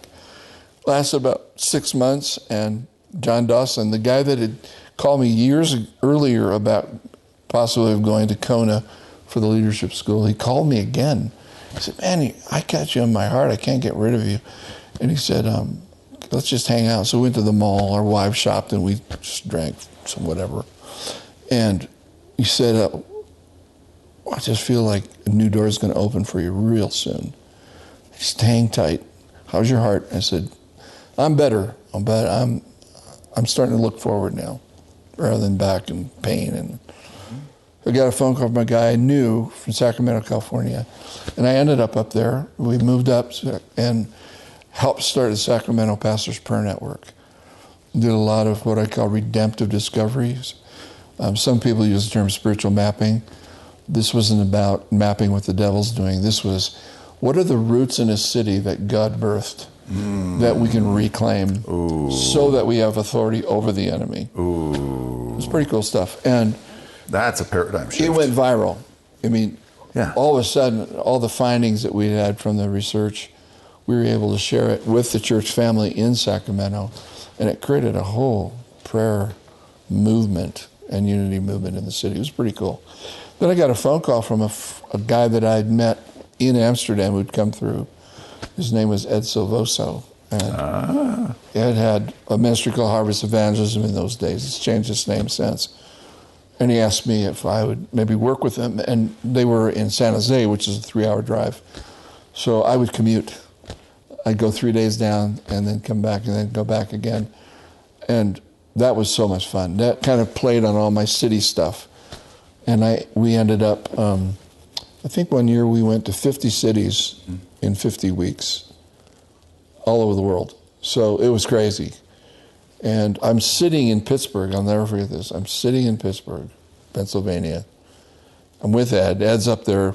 Ed's one of the most winful, incredible speakers. Yeah. He can move a crowd. You know, he's one of those guys. Yeah. Yep. And he's talking about reaching Pittsburgh for Jesus, you know. And I'm sitting there, and all I hear was the city, the church, the way she is, cannot reach the city the way she dreams. Ooh, say that again. So the church, the way she is now, cannot reach the city the way she wants to or she's dreaming about. Ooh. So, of course, that undermined everything I was doing. So here we're doing this, whatever it is we were doing, which was great fun. I mean, we had intercessors and marketplace leaders and pastors and the whole 9 yards. And I'm now being told, this isn't going to work. This plan isn't going to work. Oh, my gosh. So I said, what? So the next years until now, even, so that was probably about 1998, 98, 9, has been the journey into what did he mean by that? That he needs to reform the church in order to transform the culture, or rewire the culture, if I can put it that way. So that the years subsequent, we moved from there to Kansas City. Mike Bickle was throwing this idea around of a thing called an International House of Prayer. Yeah. Meanwhile, he was also the pastor of Metro Fellowship. He hadn't started the IHOP yet. So long journey story, but he invited Floyd McClung to become the pastor of Metro Fellowship. Mm-hmm. So Floyd was now in the States. So Floyd and I were shuttling back and forth to Kansas City to talk with Mike and his guys about Floyd taking the church so that Mike could start IHOP. Mm-hmm. So I remember the night that we laid hands on Mike and launched IHOP, and Floyd accepted as pastor. And Mike said to me, "Are you part of this deal with Floyd?" I said, "No, Floyd and I are different people. I'm not coming to Kansas City." So he sets up a lunch the next day and invites 40 pastors. He says, "Just tell them what you're doing in Sacramento. Tell them about redemptive roots. Tell them about the beautiful history that God's showing you that now has generated prayer." And Mike. Oh, it was so funny. So I get back to Sacramento from this trip in with Floyd, and I get a letter from my guys in Sacramento, and they said, or I got a phone call, and they said, "We just got a letter from a whole pile of pastors in Kansas City inviting you to come, and would we send you?" So I said, "Dear God." So they sent me. Yeah.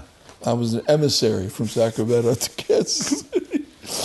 And I did the same thing. I just went deep, got into the archives, and, little rubber gloves, and found this phenomenal history in the city that had been lost to the church. Didn't know what their own history was. Like what? Like what specifically with Kansas City? Because I think there's something here for the listeners about where they are right now and the kinds of things that you did in Kansas City that can be applied by listeners. Yeah, that their heart is pricked. Oh my gosh, guys.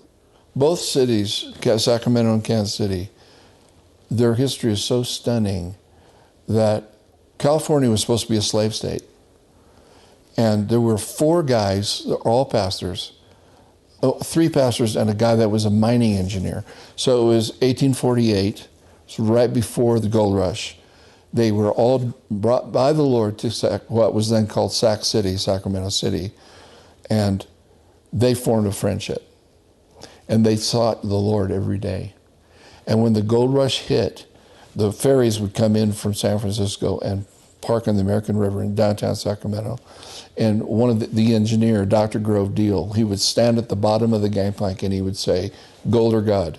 Are you here for gold or are you here for God?"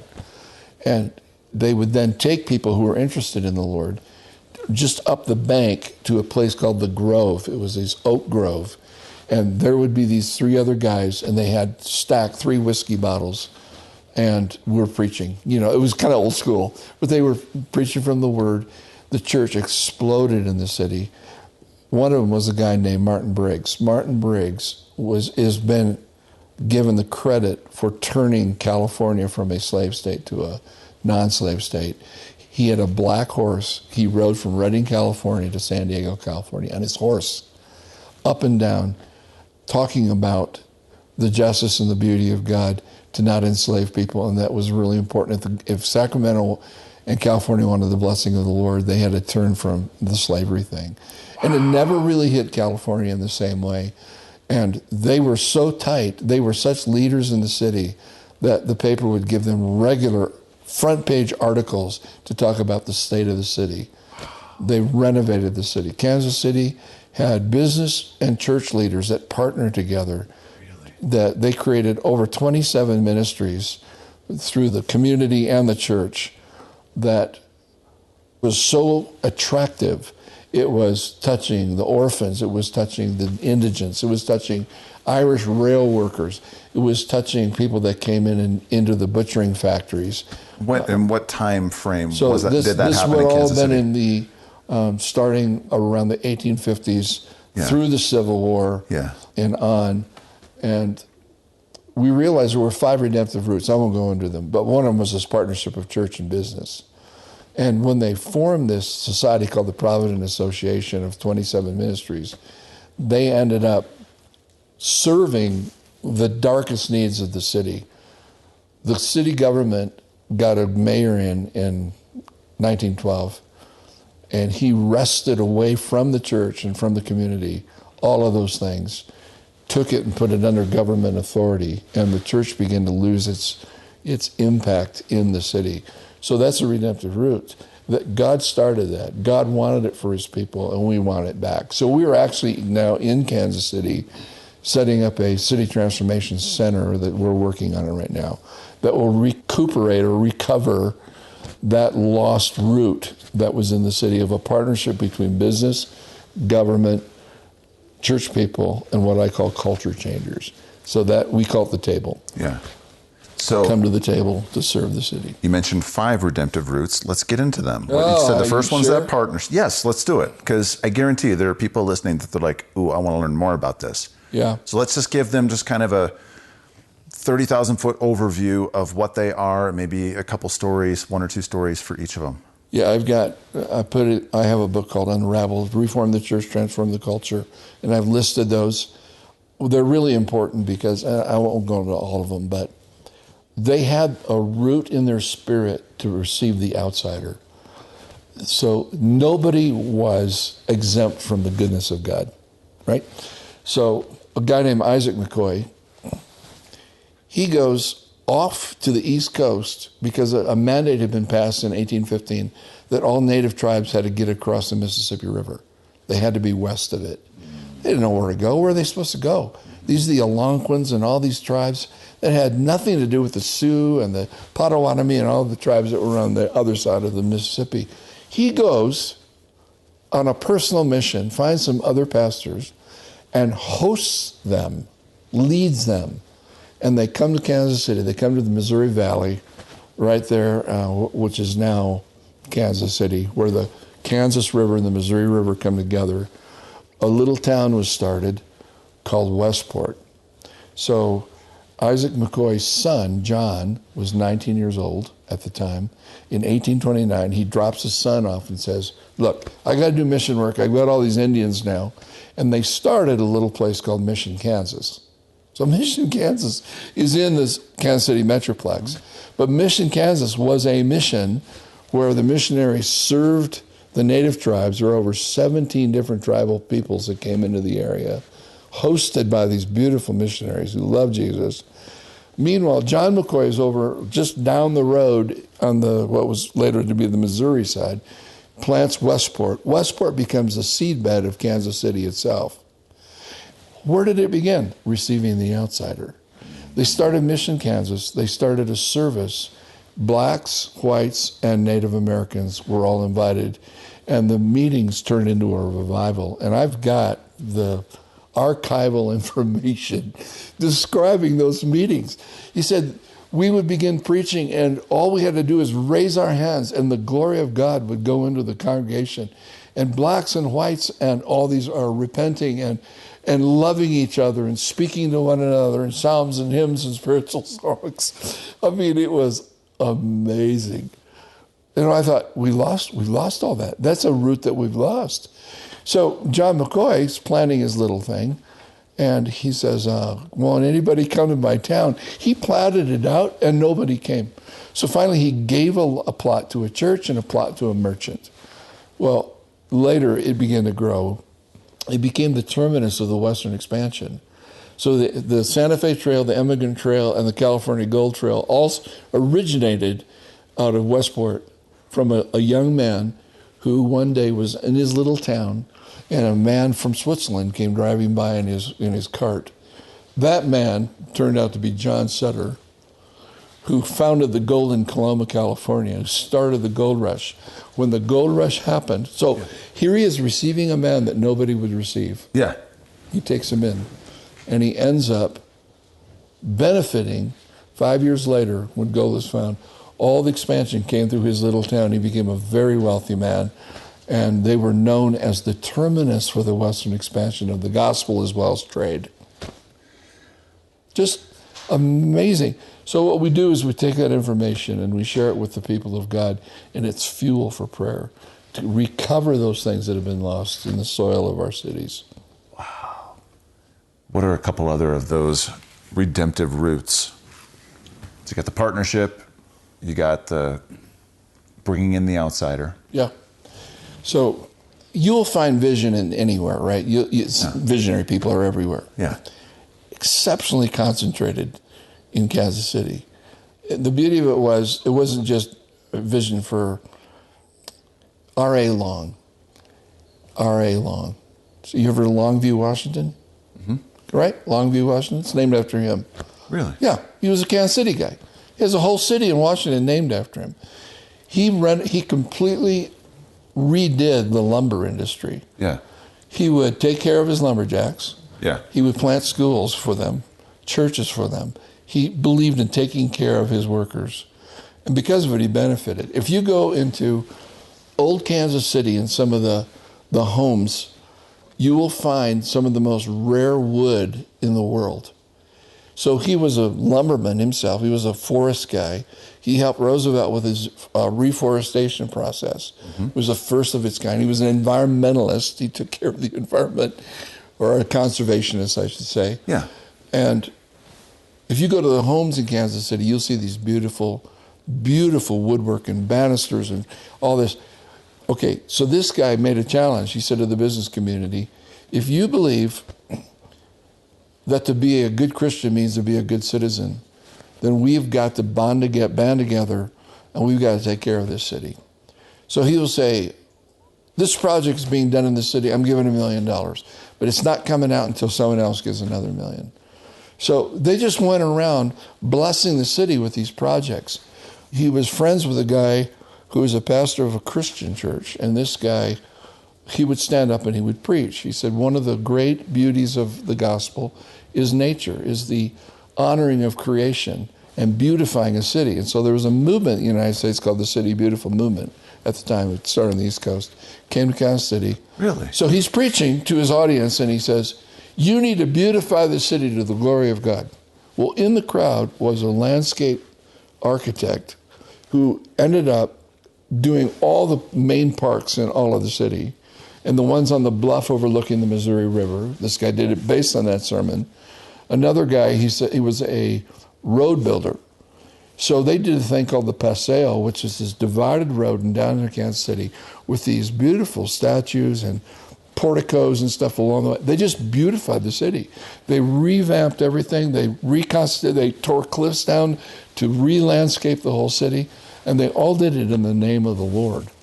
And so anyone that's ever been to Kansas City, I guarantee you there are listeners that have never been there. Yeah. Kansas City is a gorgeous town. It's I mean, a gorgeous it's got these city. fountains, and they have just these great parks. And that came out of this. That's incredible. So a law was passed that if you're going to build take land or build a building of a certain size, you have to put a piece of art there.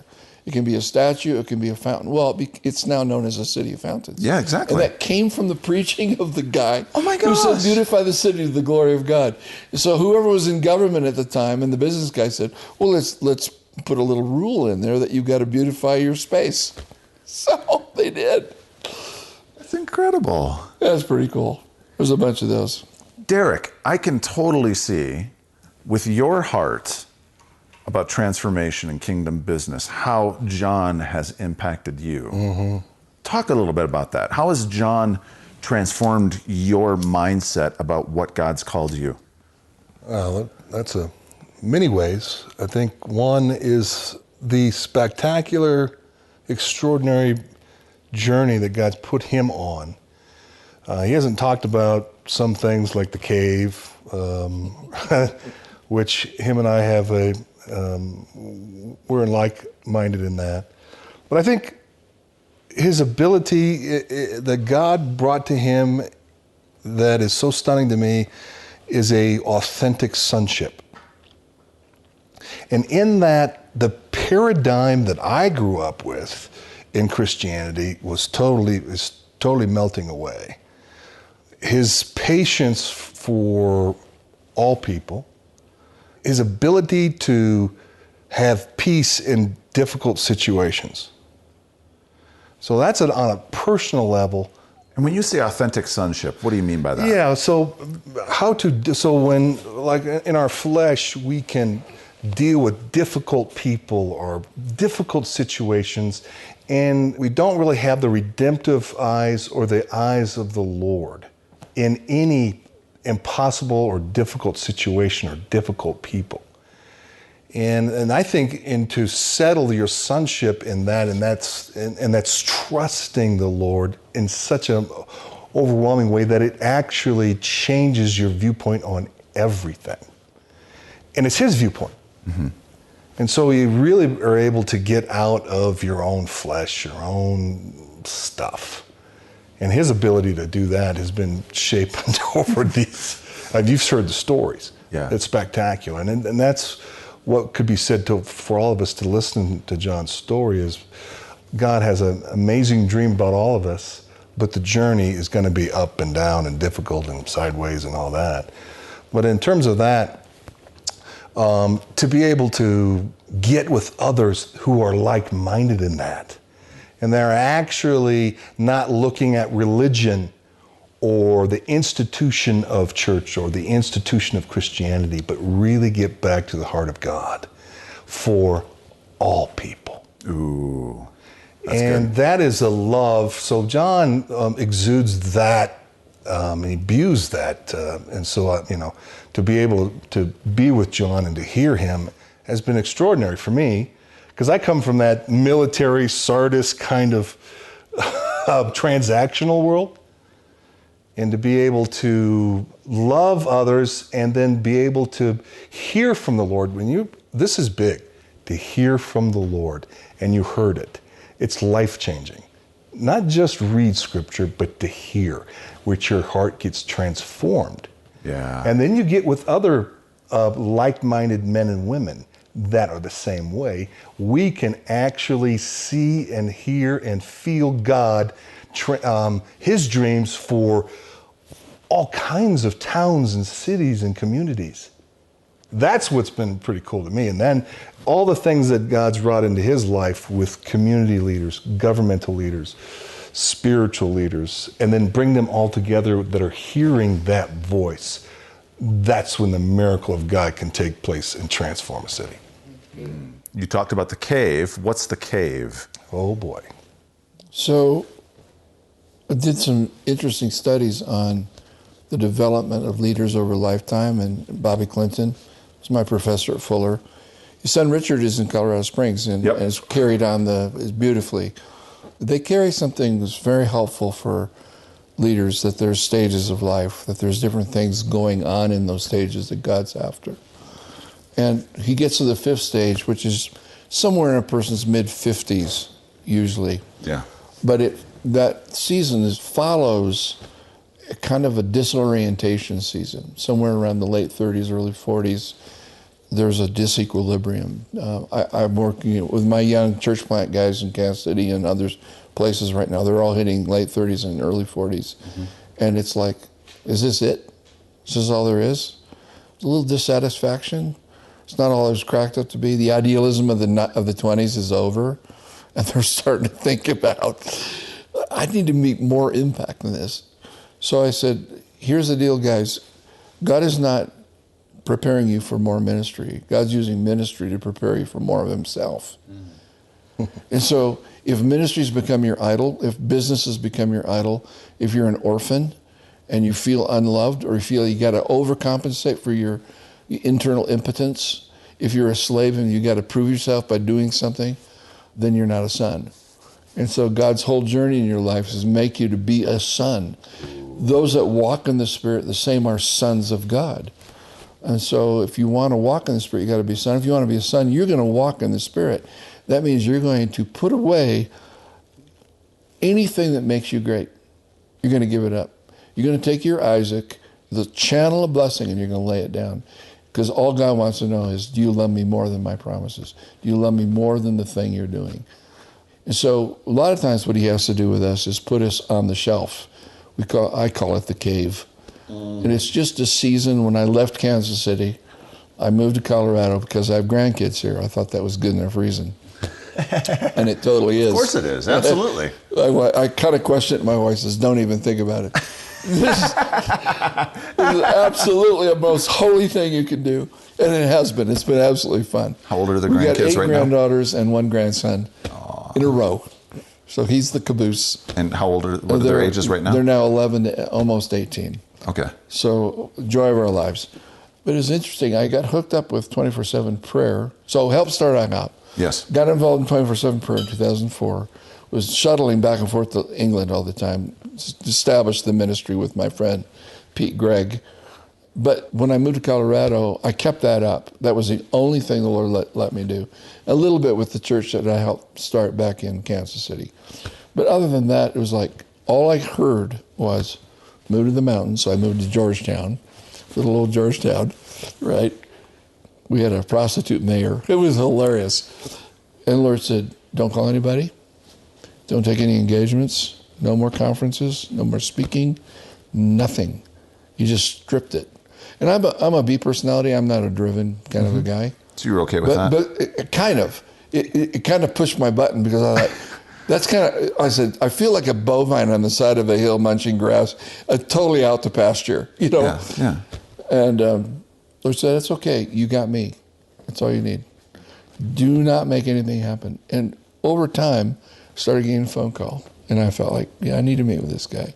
Or I'd be in a place and I'd meet somebody and the Lord said, pursue that guy. Well, it's turned into some church plants up and down the Front Range with these young millennial leaders that are just spectacular. Yeah. My sons and daughters in the Lord, if you will. Yeah. And then it began to increase and it's turned into, the Lord's given me permission now to come out of the cave. But it was 12 years of just nothing. Being satisfied with the Lord, satisfied with my financial state, satisfied with not being known. I was very high profile. And all that got taken away. And I've never been happier. And I had encounters during that time where the Father would just say to me, you're my son, I'm well pleased with you. You don't need to do anything anymore. You can only do what you see the Father doing. If you'll do that, then you'll be okay. And, you know, we wobble there a little bit, but by and large, it's been an incredible journey and so restful.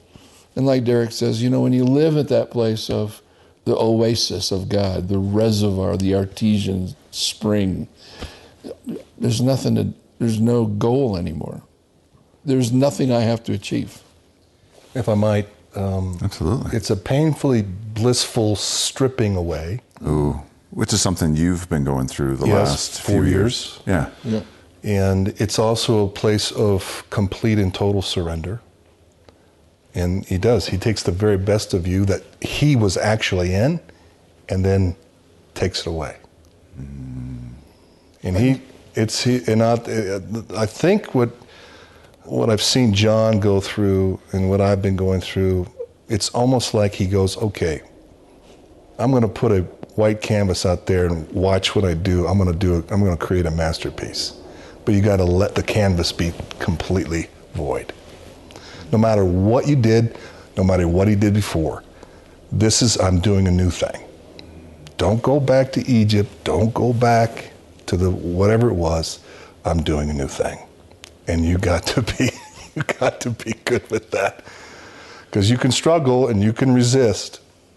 But it's been, my whole paradigms, everything changes. I can give a good example of it if you got time.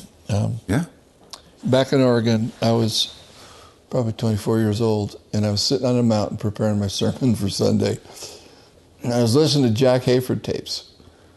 And it was unrelated. I was just listening to them, and I was reading the life of Abram, how he had been called to the land of promise, which, by the way, was the sorcerer's oak tree. So he was called to the demonic vortex of the land. And the Lord said, that's the land I've called you to.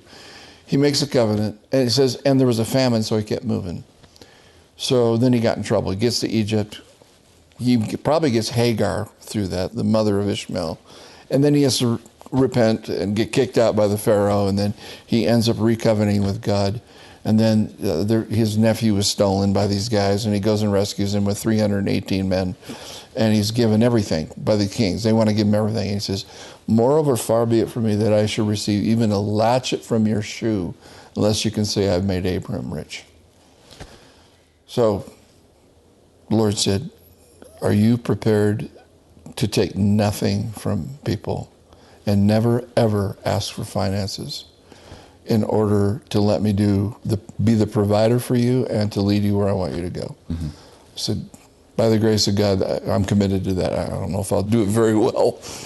Fast forward, the Lord started showing me how the economics of the church was offending him. How so? Because we pastor types were targeting business types for their money for our buildings and our projects. But very little attention was given to the dream that was in the heart of the business leader. I agree. Yeah. And so Yep. what I began saying to pastors and leaders, church leaders, was get the bullseye off of your business guys. They're not there for you. You're there for them, to equip them for the work of their ministry. So what would that look like? Ooh, yeah. So you've got to be free of seeing them as a sourcing for your stuff. So that was part of my cave. The Lord had to detox me from, and I can say I love business leaders. The Lord has called me to them, mm-hmm. and political leaders. My best friend is the governor of Tennessee, Bill Lee. He's now the guy. That's another long story. Started in 1991. Anyway, but you got to be detoxed from power and detoxed from money, so that you can navigate with a free heart with people that have these gifts and callings, and be committed to resource their dreams, equip them to make them great. What's driving you right now? What's your vision for this stage of your life? So I'm an old fart now, right? I'm 69. My wife turned 70 in 2 weeks. So we're at the twilight years or whatever. And I can say I do have tangible vision, but honestly, my vision is that the family of God would look like what Jesus intended it to be. That we would be so reformed that we can transform. So it's not tangible in the sense of, I want this, building in this nation, and none of that. That comes, that's all part of it. But my vision is that the dream of Jesus would be fulfilled, that we would be one, that the world might know. It flows through me, through City Transformation. So my partner Ken and I, in our humble little thing called City Force, we're committed to equipping the church. I do a lot of consulting right now in churches where we're doing a lot of what you got to deconstruct in order to reconstruct, in order to transform. So we're walking churches through that process of going from a pyramidical organizational structure base to a family, where leaders are under, not over, where there's not a clergy-laity split, there's not a sacred-secular split. Everything we do is holy before God, that kind of stuff. So my vision is for that, but really at the end of the day, I just want Jesus' name to be great. Jon Peterson, thanks for being on the Holy Smokes podcast. Derek Fulmer, I love you, my man, and thanks for giving your insights. Love it. Let's get to rapid fire questions. Hey everyone, before we get to the rapid fire segment, I wanted to reshare a note that Kay and I got from an 80-year-old listener that lives in Southeast Kansas and still works in his small town family business. He told us, I really lack male friendships because so many of my friends have passed the last few years, so I would value a group of men to spend time with. I'm learning some valuable lessons through the podcast and wish I was 30 rather than 80. I plan to stay tuned for more interviews. May God bless you and your group in 2020. He also talked about how he wrestled with the concept of men and women partaking in fine tobacco and drink because of the church and denomination he grew up in, but the podcast is changing that. When I showed this to Kay at his house recently, we both started tearing up. This is my why for doing this show. So if that moved you, would you consider partnering with us? Kay and I want to develop the website to better facilitate groups. We want to travel and get your stories for the podcast. We want to get back to doing 2 episodes a week, but we need your help. There are 2 simple ways you can help us out. Become a regular supporter at patreon.com/holysmokes. That's patreon.com. For as little as $5 a month, you can get early access to episodes, ad-free versions of the podcast, free swag like a Holy Smokes t-shirt, and more. That's patreon.com/holysmokes. You can also make a one-time tax-deductible donation at paypal.me/holysmokesclub, and both of those links are in the show notes. Thanks.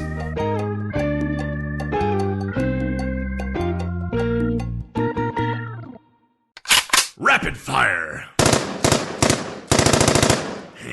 Fire. How's that stick treating you? I've had to relight it 2 or 3 times. I do a little too much talking. That was the longest cigar I've ever seen. Yeah, I beat my record. My longevity record was broken just now. We're at 1:38 into this episode, so yeah, I'm honored that I'm here with you on your longest cigar. You captivated me, Steve. When did you first try cigars or pipe? My first granddaughter, Amelia, had just been born.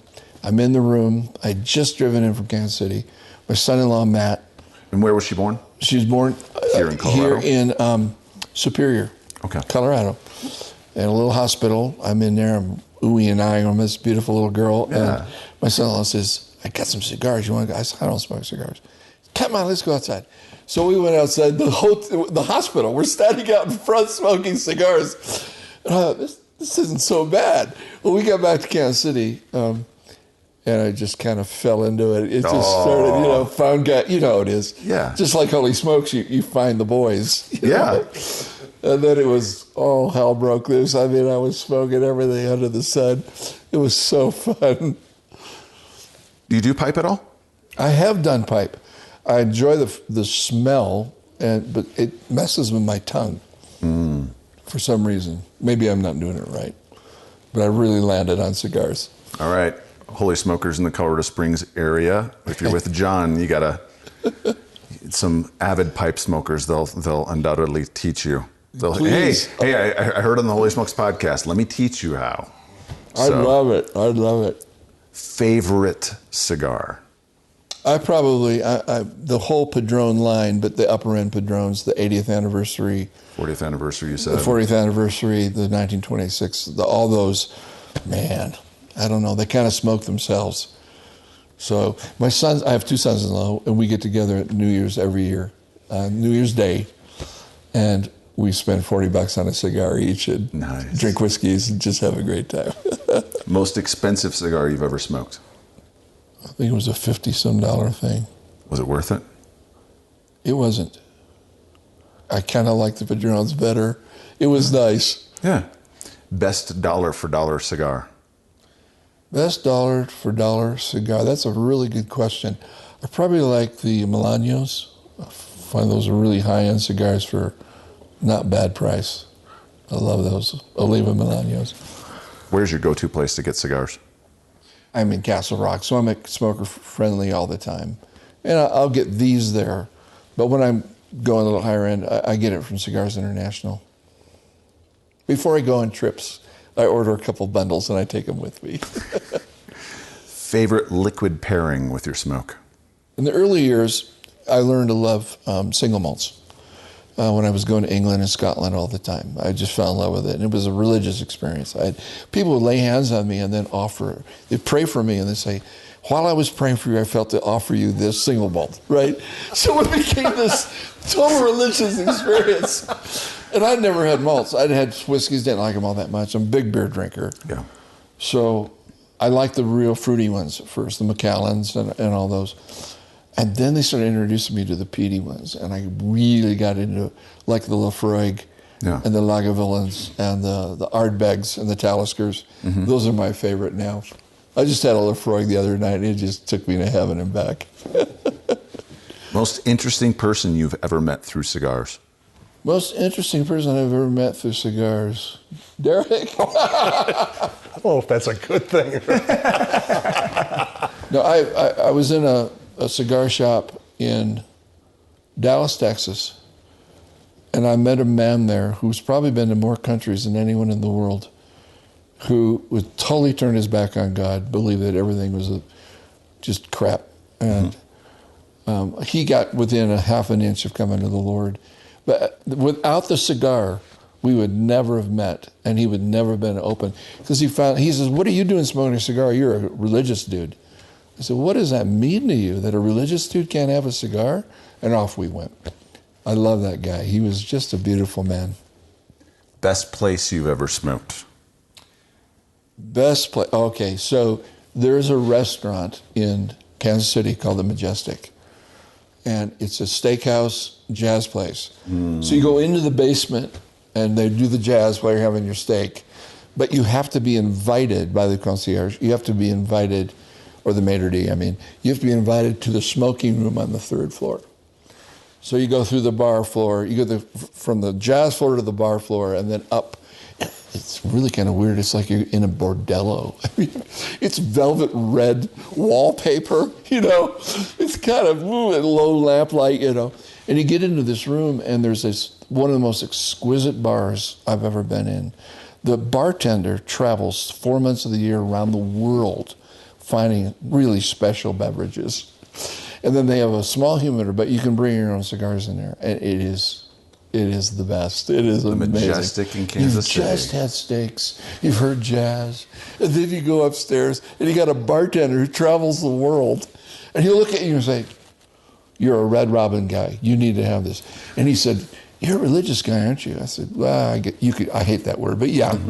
And he said, this is brewed by the monks in wherever, you know. So I had to have a whiskey from the monks because I'm a religious guy. Most memorable cigar experience? That one with my son-in-law. Outside the hospital? Yep. Basking in the glory of becoming a grandpa. Absolutely. That was just stunning. Are you into superhero movies at all? Nope. Okay. I've seen some of them. Star Wars or Star Trek? Star Wars. Favorite food? Sushi. Japan, right? Best sushi place along the Front Range? There is a place called Domo's in downtown Denver. I want to go. And it's different sushi. It's Really? called wanko-sushi. And it's in a little round plates. And you get the rice base with all the flavorings in the rice, different flavorings. There's probably 40 different kinds of plates. And it features different fish, octopus. So they'll have 8 things for tuna, 8 things for salmon. It's called wanko-sushi. And Domo's does it, and it's the most authentic thing in Denver. Really? That's unbelievable. All right, Derek, I think John owes us an evening up there where we go up there and try that out, because that sounds amazing. Dogs, cats, neither, or both? Both. Both. We can't have dogs because we travel. Yeah. One of these days we're going to get a dog. We got a cat. Oh, I'm so sorry. We do have a dog. I was going to say. We don't have my dog yet. We got a little dog that's Mindy's, and we love him. His name's Wiley. But Lewis is our cat. And I've become a cat lover. I like them. Cats are cool. They're cool. And what kind of dog person are you? I assume a big dog person? Hyperallergenic dog. I need that because I get allergies. But I do like the poodle mixes. Okay. Or even a standard poodle. I like those. Not the frou-frou-y things, not those. No, the or big just a good old German Shepherd would be really cool. Nickname growing up or in college? Quib, PQ. PQ. I know. It went from Pete Moss Peterson to Pete Moss to PQ to P-Quib to Quib. So I have no idea how that got going. You know how your friends just kind of, it morphs into something. What's one unusual fact that few people know about you? Well, that's a good question. I really don't know. What was that they don't know about it? They don't know about you. Unusual fact. I'll tell you 2 of them right now. All right, let's hear them. Yeah. One is that he's uncontrollably addicted to storms, snow, and cold. And anytime he can get lost in a snowstorm, he'll do it. The second thing is he loves to smoke in his car. No one's allowed in my car but me, for obvious reasons. But I do. I smoke in my car. And I park at the park, or I drive down the road, pull out a stick and go for it. When I was in Seattle with Rob Smith, there were a couple times where he was like, let's have a cigar. And we just rolled down the windows. Boys are in the back. Caleb, who doesn't like the smell of cigars, he'd be like, just letting us know. That's great. If you were stranded on a desert island, That'd be great. with only one movie, what would it be? I think, oh man, there's so many good movies. You know, I just watched Queen's Gambit, the story of this little orphan girl that became the best chess player in the world. Absolutely stunning. Yeah. It grabbed me. It's the underdog thing, you know? That's cool. Favorite 1 to 3 books not titled the Holy Bible? So I read probably 5 to 7 books a week. Wow. And That's impressive. I'm a historical fiction freak. Yeah. So the Viking history, the Roman, Roman history, the Persians. Right now I'm in Japanese samurai history. Fiction. I love the fiction side of it. I love the story of it all. And then right now, 2 books have impacted me really deeply, and Derek knows about. N.T. Wright's book on When God Became King. It's an overview of the Gospels. It's the most kingdom-centric stuff I've read in a long time. Then it's followed by the biography of Paul the Apostle. And it's a real overview of his life, as well as where he was when he wrote his books and what impacted it. It's deep, it's thick, it's deep stuff. It's You can't read it like you read a fiction book. But it's really informed my belief system. It's given me language for the stuff that I kind of believed. So those 2 books have been really great. Paul, a biography, and When God Became King. I don't like this term, but I can't really think of anything else to name it. Do you have a life scripture? The day I was born, my mom got a scripture from the Lord, never told me till I was 29. So at 29, she came to see me in Oregon the first time I preached. And as I was preaching, I said to everybody, this is my life verse. I'm in Ephesians. That united spirit of wisdom and revelation and the knowledge of Christ, the eyes of your heart might be open, that you might know the hope of his calling, etc., And I look at my mom, who's this stoic, really non-emotional woman, and she's crying like a baby. And she's sitting in between 2 huge hippie freaks. And here's my mom in her little tweed suit and her little Mikimoto pearls in a park at the Rogue River. She was so out of place, and she's crying like crazy. In the car, she said to me, I said, Mom, what on earth? What were you crying about? Yeah. And she said, well, I never told you. By the day you were born, I asked the Lord for 2 things. I asked for your name. The Lord told me you would be Jonathan's, so that you could lay your crown down to make others great. And the Lord gave me Ephesians 1, 14, 15, 16, 17 for you. And the ones I quoted in front of her the first time she heard me speak. Wow. That's cool. If you could be any animal, what would you be? Something that lives in the snow and burrows in caves. Bears and, You're laughing. I'm a little offended. It wouldn't be lost in a desert island. It'd be lost in Alaska. On an island in Alaska. Yes. Yeah, I'm going to move to Valdez. I checked who got the deepest annual snowfall. Valdez, Alaska. They're cut off for like months.